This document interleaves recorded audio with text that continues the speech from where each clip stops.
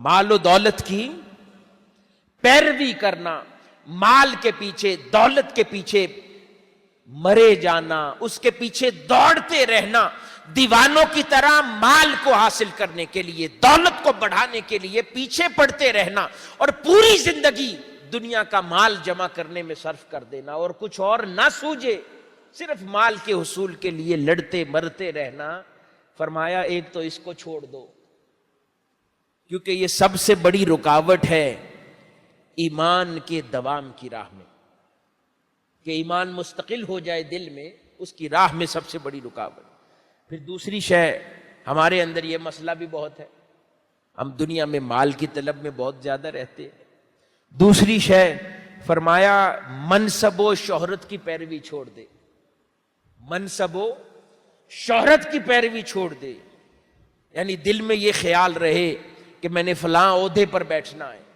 میں نے اتنی شہرت کرنی ہے، مجھے بھی 4 لوگ جانے، 4 لوگ پہچانے، میرے لوگ ہاتھ چومیں، میرے نعرے لگائیں، میری واہ واہ ہو، میرے ساتھ چلنے والے ہوں، یعنی شہرت ہو، میں جاؤں تو سٹیج پر بٹھایا جائے، شہرت، میرا تذکرہ ہو، میری مشہوری ہو۔ فرمایا ایک یہ، اور دوسرا عہدوں کی خواہش اور لالچ، یہ بھی سب سے بڑی رکاوٹ ہے ایمان کے راستے میں، جس ایمان نے ولایت پر فائز کرنا ہے، مقام ولایت پر فائز کرنا ہے، تو فرمایا منصب اور شہرت کی لالچ بھی چھوڑ دے۔ ایک کہا کہ مال کی پیروی چھوڑ دے، جتنا حصہ تیرے نصیب میں خدا نے لکھا ہے وہ تو تھوڑی محنت کرے گا بھی تو مل جائے گا، کہ اگر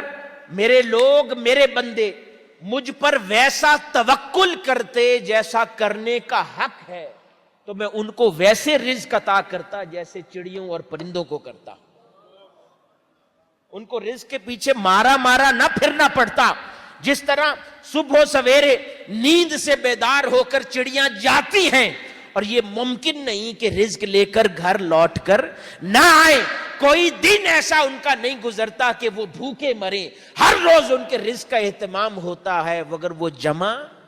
نہیں کرتے۔ فرمایا اگر وہ صحیح معنوں میں مجھ پر وہ توکل کرتے جو کرنے کا حق ہے، اللہ رب العزت فرماتا ہے میں ان کو ویسے رزق دیتا جیسے چڑیوں اور پرندوں کو۔ اور حاضرین گرامی، آج وہ انسان جو اللہ کی ذات پر ویسا توکل کرتا ہے، خدا اس کو آج ویسے ہی رزق دیتا ہے جیسے چڑیوں اور پرندوں کو دیتا ہے۔ وہ کام میں خدا کی مصروف ہوتا ہے، وہ خدا کے دین کی خدمت میں مصروف ہوتا ہے، وہ لوگوں کو اللہ اللہ کروانے میں مصروف ہوتا ہے، خود خدا کے حضور اللہ اللہ کرنے میں مصروف ہوتا ہے، اور اس کو خبر ہی نہیں ہوتی اس کے گھر کے کام چل رہے ہوتے، اس کے رزق کا سلسلہ جاری ہوتا ہے، تاجدار کائنات صلی اللہ علیہ وسلم کی بارگاہ سے خیرات مل رہی ہوتی ہے، بچے پڑھ رہے ہوتے ہیں، سب کچھ ہو رہا ہوتا ہے، اور وہ کبھی مڑ کے دیکھے تو وہ خیال کرے گا کہ یہ سب میں نے کیسے کر لیا، میں تو کچھ اور کرنے میں مصروف تھا۔ ارے تو نے اس لیے کر لیا کہ تو نے اس کی ذات پر سچا توکل کیا تھا، یہ سب تو نے نہیں، تیرے خدا نے کیا ہے تیرے لیے۔ تو سچا توکل چاہیے۔ تو فرمایا مال و دولت کی پیروی چھوڑ دے،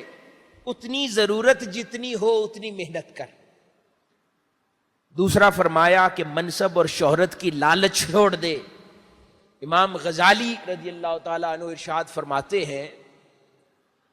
کہ یعنی صوفیاء کے ہاں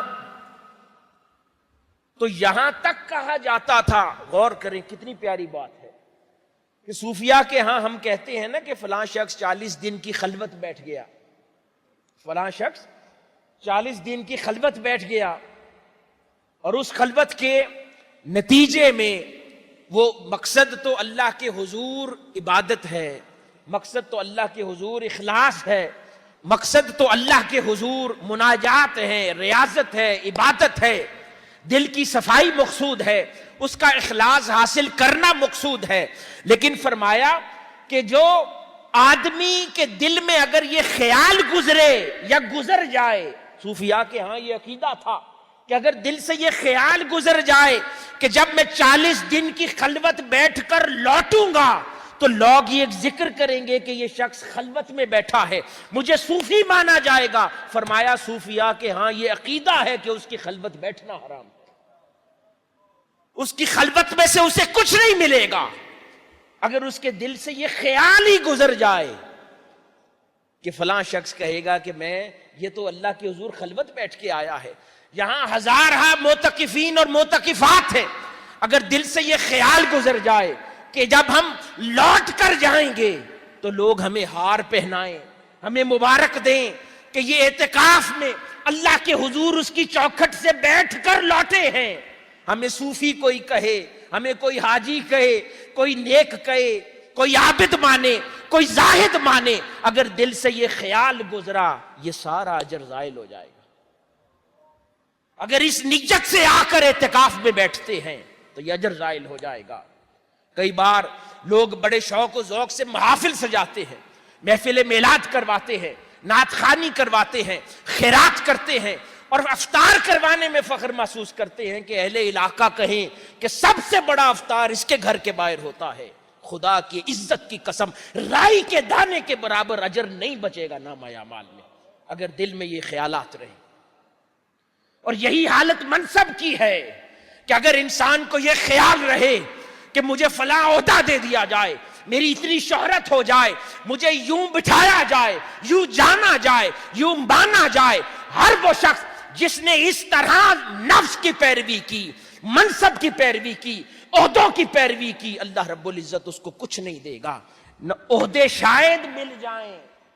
لیکن اللہ کے حضور اخلاص کی نعمت نصیب نہیں ہوگی، اسی طرح خالی دل لوٹ جائے گا جس طرح اس دنیا میں جیا کرتا تھا۔ تیسری شیت بڑی خوبصورت ارشاد فرمائی، فرماتے ہیں کہ اندھی تقلید سے بھی بچا رہ، اندھی تقلید سے بچا رہ۔ یہ وہ تقلید نہیں ہے کہ جو ہم فقہا کی کرتے ہیں، ائمہ اربعہ کی کرتے ہیں، یہ وہ تقلید ہے جس کا میں نے پہلے ذکر کر لیا کہ آنکھوں سے دیکھتے ہیں کہ فلاں پیر صاحب رمضان کے مہینے میں ٹھیک دوپہر کو افطار سے پہلے کتوں کی لڑائی کروا کے اور خود بھی اور مریدین کے ساتھ بڑا سارا کھانا اور دعوت تناول فرما رہے ہیں، اور پھر بھی وہ پیر پیر کہہ کے لگے رہتے ہیں۔ یہ اندھی تقلید ہے۔ بڑے بڑے نسب اور نسبتوں کے نام ہیں، آنکھوں سے دیکھتے ہیں کہ پیر بے نمازی ہے، شریعت کا پابند نہیں ہے، اس کے اندر اس کے بزرگوں کی روح داخل نہیں ہوئی، پھر بھی ہم گھبراتے ہیں کہ نہ جانے کیا ہو جائے، کیا ہو جائے۔ جو خدا اور مصطفیٰ کا ماننے والا نہیں، جو ان کی تعلیمات کا پیروکار نہیں ہے، وہ تمہارا کیا بگاڑ سکتا ہے؟ اللہ اور اس کے رسول کی نسبت نے جس کا کچھ نہیں بگاڑا، وہ تمہارا کیا بگاڑ سکتا ہے؟ کیا پتا جن نسبوں کا وہ پیر دعوے دار ہے وہ بزرگ ہی ان کو اپنی اولاد سے خارج کر چکے ہو، ان کے پیروکار نہیں۔ اگر اللہ رب العزت اپنے نبی کو فرما سکتا ہے، سیدنا نوح علیہ السلام کو، کہ یہ بیٹا آپ کے نقش قدم پر نہیں تو آپ کی اولاد نہیں، تو یہ تو پھر اہل اللہ ہے، صوفیاء ہیں اور ان کی اولادیں ہیں۔ کہ تیسری چیز جس شے سے منع فرمایا وہ اندھی تقلید ہے۔ فقہا اربعہ کا تو ماننا ضروری ہے، گائیڈنس ہے، لیکن میں نے کہا کہ غلط آدمی کو دیکھ کر کہ نہ وہ شریعت کا پابند ہے، وہ نہ اللہ رسول کی اتباع کرنے والا ہے، اور پھر بھی پیر بنا بیٹھا ہے، اور کیونکہ وہ ہمارا پیر ہے اس وجہ سے ہم اس کے خلاف بات نہیں کر سکتے۔ اس کو دیکھتے ہیں وہ نماز نہیں پڑھتا، پھر بھی پیر ہے۔ وہ دیکھتے ہیں کہ وہ شریعت کا پابند نہیں ہے، پھر بھی پیر ہے، کیونکہ اس کے ساتھ بڑا نسب لگا ہوا ہے، اس کے ساتھ بڑے خاندان کا نام لگا ہوا ہے، اس کے ساتھ کسی اللہ والے کا نام لگا ہوا ہے۔ حضور سیدنا غوث الاعظم رضی اللہ تعالیٰ عنہ خود فرما رہے ہیں، حضور سیدنا غوث الاعظم رضی اللہ تعالیٰ عنہ خود فرما رہے ہیں کہ میں کہتا ہوں ایسی تقلید سے باز آ، ایسی اندھی تقلید سے باز رہ۔ فرمایا اگر تو ایسی اندھی تقلید کرے گا، یہ میں چار چیزیں کون سی گنوا رہا ہوں جو ایمان کے لیے خطرہ ہے، اور یہ فرمایا کہ اندھی تقلید بھی تمہارے ایمان کے لیے خطرہ ہے، کیونکہ جس پیر کو مانو گے، جس عالم دین کو مانو گے، دیکھو گے اس کی زبان پر گالی گلوچ ہے، اس کے بارے میں مشہور ہے وہ شراب نوش ہے، نہ جانے کیا کیا کام کرتا ہے، پھر بھی اس کو عالم دین مانو، اس کی زبان سے غلیظ اور غلاظت بھری گالیاں سنو، پھر بھی خدا اور مصطفیٰ کی تعلیمات کا امین مانو۔ اس سے بڑا ایمان کو اور کیا خطرہ ہے؟ اور کیا شے تمہارے ایمان کو غارت کرے گی کہ اگر اس شخص پر ایمان قائم ہو جائے کہ جو شخص اللہ اور اس کے رسول کی تعلیمات کا نمائندہ نہیں ہے؟ کوئی شاطر ہو، کوئی فساد انگیزی کرنے والا ہو، کوئی قتل و غارت ببا کرنے والا ہو، اسلام، قرآن اور ناموس رسالت پر لوگوں کی جانیں لینے والا ہو، قرآن کے نام پر قتل و غارت کرنے والا ہو، انسانوں کا جینا دوبر کرنے والا ہو، اور پھر بھی تم اس کو اسلام کا نمائندہ سمجھ کر اس کی پیروی شروع کر دو، تو اس سے بڑا ایمان کو کیا خطرہ ہے؟ اسی اندھی تقلید کی طرف اشارہ حضور سیدنا غوث العظم رضی اللہ تعالیٰ عنہ فرما رہے ہیں۔ اور چوتھی چیز فرمائی کہ کسی کی گناہ کے کام میں کبھی فرما برداری نہ کرو، کیونکہ ایسا تو کوئی کام ہے نہیں کہ تمہارا دل اس کے بارے میں بتائے نہ کہ یہ گناہ ہے کہ نہیں،